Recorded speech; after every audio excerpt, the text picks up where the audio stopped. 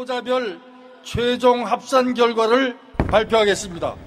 기호 1번 이재명 후보 45,846표, 득표율 19.4%. 기호 2번 최성 후보 954표, 득표율 0.4%. 기호 3번 문재인 후보 142,343표, 득표율 60.2%. 기호 4번 안정희 후보 47,215표, 득표율 20%입니다. 이상으로 더불어민주당 제19대 대통령 선거 후보자 선출을 위한 경남권 경선 결과를 모두 발표를 마치겠습니다. 네, 우리 자랑스러운 후보들께 뜨거운 박수, 뜨거운 함성 부탁드립니다. 더불어민주당 대선 후보 경선 첫 번째 지역이었던 호남에서 문재인 후보가 압승이네요, 압승. 60%? 예. 차마 6고지까지는 안 갈 줄 알았는데 달성을 해버리네. 60.2%로 여러 가지 합산이 있었죠. 뭐 ARS도 있고 대의원도 있고 현장 투표도 있었고 문재인 60.2 그리고 안희정 20 그리고 이재명 19.4. 최성 후보는 안타깝습니다. 우리가 유일하게 대선 국면에서 인터뷰했던 최성 후보 0.4% 얻었고요. 그러니까 전체적으로 보면 문재인 60, 안희정 20, 이재명 19 이렇게 보시면 되겠습니다. 이게 정확하게 그게 나눠지는 거고요. 일단 그런 이야기 먼저 한번 해보고 싶네요. 호남은 문재인을 선택했다라고 보는 게 맞겠죠. 그러니까 호남에 이렇게 반문 정서가 꽤 있을 것이다. 이 얘기를 이제 쭉 해왔었고 안철수가 뭐 나름 그쪽에서 대박이 났다. 뭐 이 얘기를 하면서 그게 반문 정서의 어떤 반영이 아니겠느냐 이런 얘기를 하면서 이렇게 압도적인 표차로 문재인이 당선되지는 않을 거다. 이런 식의 어떤 약간의 기대감 그런 것을 내비친 언론의 목소리가 있었는데 그렇지는 않다는 거죠. 그러니까 그동안에 우리 권 PD가 우리 방송에서 반문 정서가 호남에서 언론의 굴절이 있었다. 계속 부추기고 있다. 오히려 언론이 반문 정서를 호남에 붙이고 있다 주장한 게 맞아 떨어진 거죠. 어머님의 진보 엄마 를 팔아서까지 얘기를 했는데 이게 이제 증명이 된 거다. 호남인들은 아직도 문재인을 버리지 않았다. 기대를 하고 있다. 이렇게 보시면 되겠죠. 이렇게 안철수가 바로 뭐 하루 전에 있었던 경선에서 얻었던 표가 다 합쳐서 한 5만 표 되나요? 5만 9천 표. 근데 문재인이 얻은 표는 14만 표입니다. 그러니까 거의 14만 2,343표입니다. 그러니까 3배 정도 되는 숫자로 무슨 대박은 그런 걸 대박이라고 하나? 그런데 지금도 언론들은 민주당 경선이 막 끝났는데도 불구하고 안철수 사진을 내보내고 있죠. 제가 다른 팟캐스트에서 55대 20대 20으로 예측을 했었습니다. 그때 이제 호남 지역 45만 명 그 투표 희망자들 안에서 표본 추출한 수치가 딱 그렇게 나왔거든요. 55대 20대 20대 5 정도로. 근데 거반 맞았네. 네, 거반 그 수치 그대로 반영이 된 거예요. 최성 후보가 5%를 못 땄다는 거, 그거 차이 정도만 있네요. 네. 그러니까 이미 처음에 그 투표 신청을 했던 사람들 안에서 낸 지지도가 그대로 이 반영이 돼가지고 나타난 거예요, 사실상. 그러다 보면 호남이 가지고 있는 문재인에 대한 어떤 그 정서라든지 지지율은 사실 어느 정도 굳건한 상태라고 봐야 되지 않냐 싶은 거죠.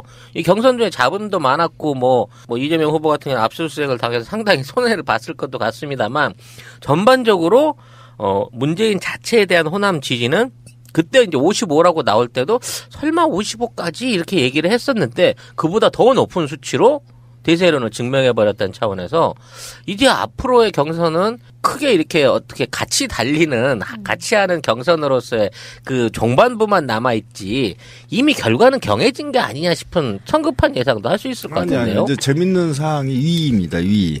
그렇죠. 예, 저 2위 보기. 네, 1위는 빼고요. 이 저는 아까 봤는데요. 사실상 이재명이다.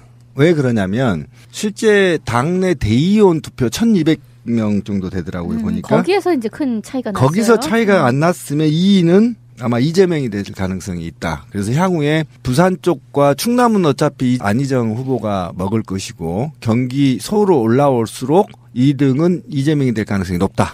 근데 지금도 20%또 19.4%라는 것도 뭐 오차범위 이내예요. 그렇죠, 그렇죠. 네. 그런 데다가 이제 수도권 쪽에서 아무래도 이재명 후보에 대한 인지도가 높으니까 좀 더 선전을 하지 않을까라는 생각이 드는데 어쨌든 지금 봤을 때는 결선 투표로까지 가지는 않을 것 같고 그러니까 과반을 문재인 후보가 무난히 넘어설 것 같고 좀 빠진다 하더라도 한 55% 정도는 될 것 같고 2위 싸움이 이제 조금 더 볼만할 텐데 지금 뭐 안희정에 대해서 뭐 역선택이 있을 것이다. 뭐 여러 가지 등등의 이야기가 나왔지만 실제로 역선택이 이 결과에 미친 영향은 좀 미미했다라고 볼 수가 있는 것이고 좀 뭐 그 이후 이제 뭐 충남에서 좀 먹어주더라도 그 이후가 어떻게 될 것인가 하는 거는 좀 관전 포인트가 될 것 같아요. 사실상 호남이 왜 중요한지는 우리가 계속 방송으로 이야기를 했습니다만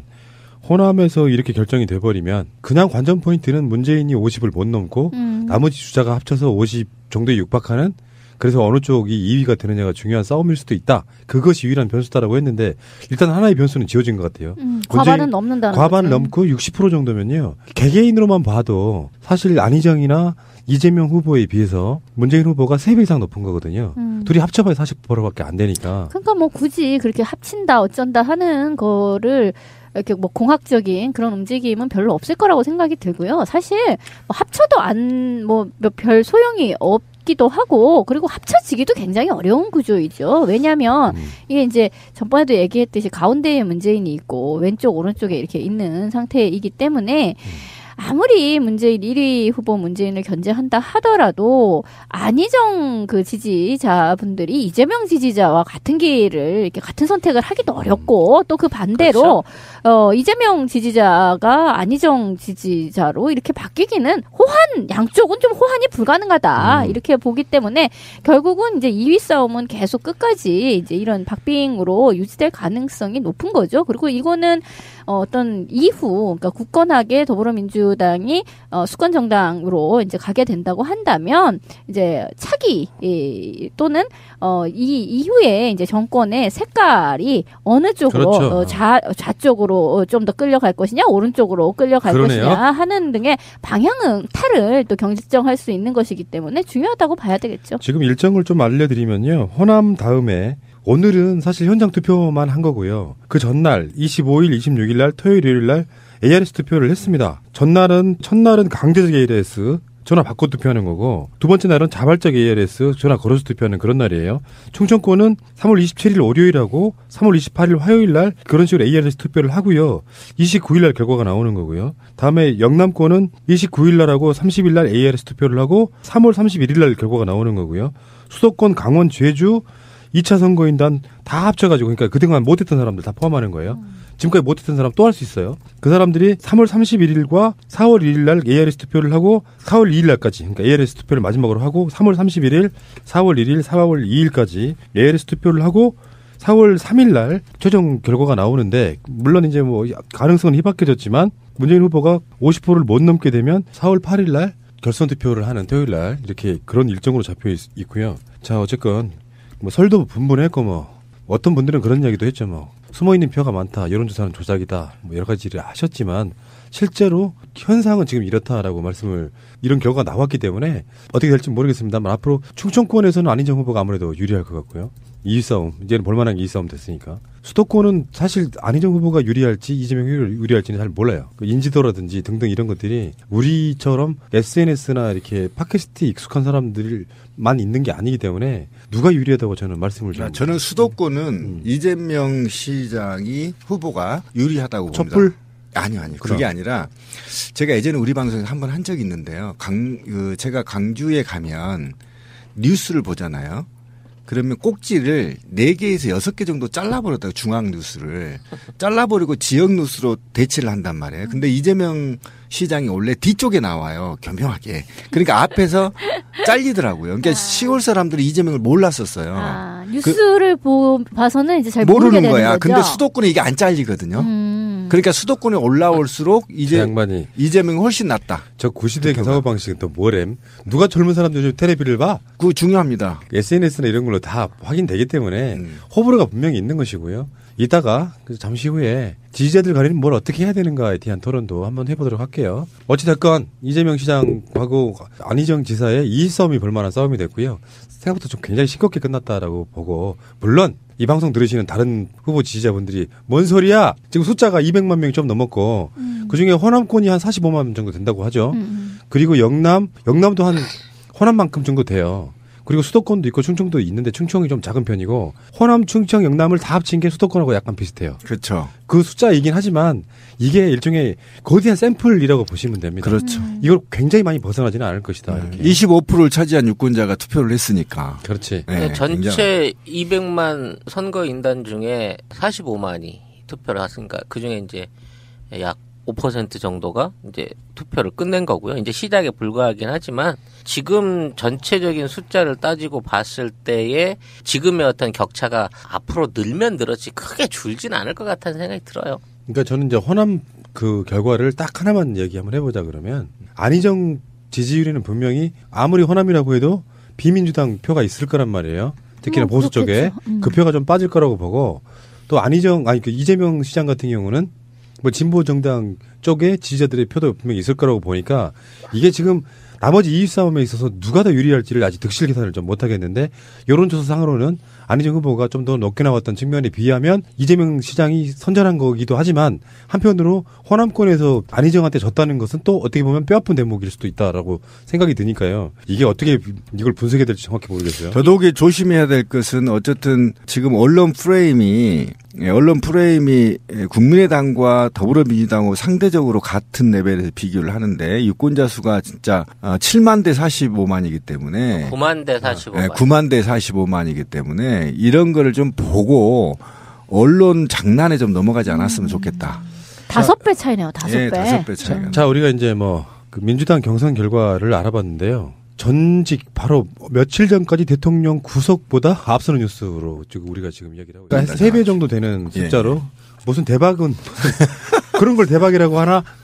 그런데 지금도 언론들은 민주당 경선이 막 끝났는데도 불구하고 안철수 사진을 내보내고 있죠. 제가 다른 팟캐스트에서 55대 20대 20으로 예측을 했었습니다. 그때 이제 호남 지역 45만 명 그 투표 희망자들 안에서 표본 추출한 수치가 딱 그렇게 나왔거든요.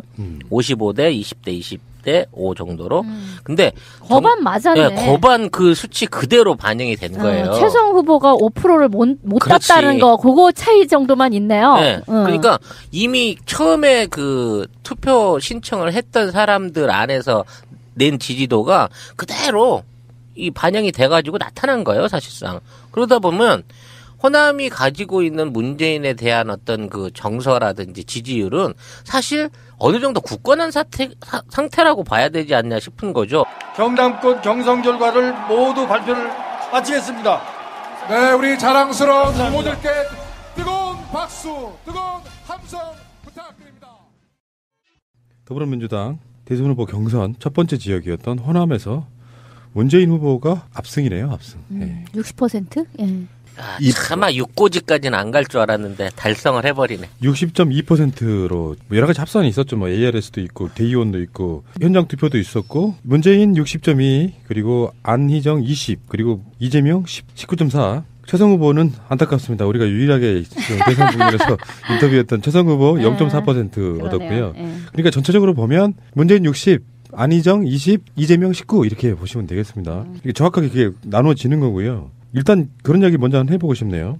호남은 문재인을 선택했다라고 보는 게 맞겠죠. 그러니까 호남에 이렇게 반문 정서가 꽤 있을 것이다. 이 얘기를 이제 쭉 해왔어. 후보자별 최종 합산 결과를 발표하겠습니다.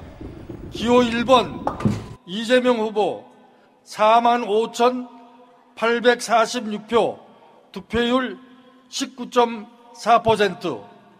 기호 2번 최성 후보 954표, 득표율 0.4%. 기호 3번 문재인 후보 142,343표, 득표율 60.2%. 기호 4번 안정희 후보 47,210 5표, 득표율 20%입니다.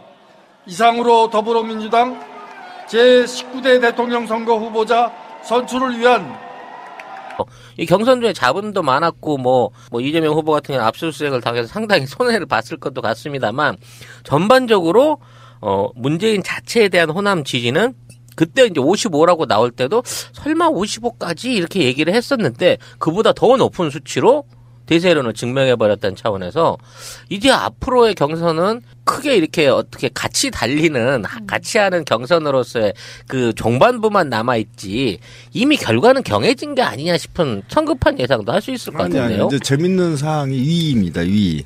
그렇죠. 예, 저 1위 보기. 네, 1위는 빼고요. 이 저는 아까 봤는데요. 사실상 이재명이 2위다.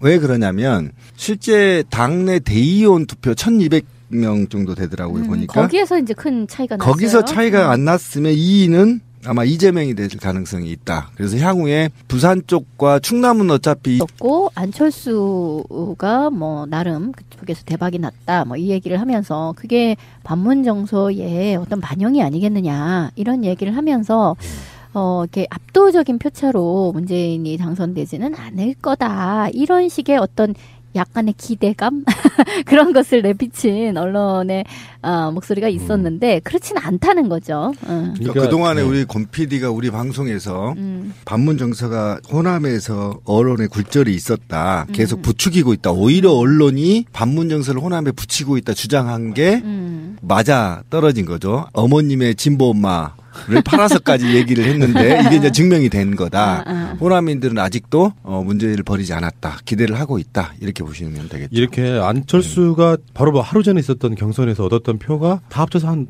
5만 표 되나요? 5만 9천 표요. 근데 문재인이 얻은 표는 14만 표입니다. 그러니까 거의 14만 2,343표.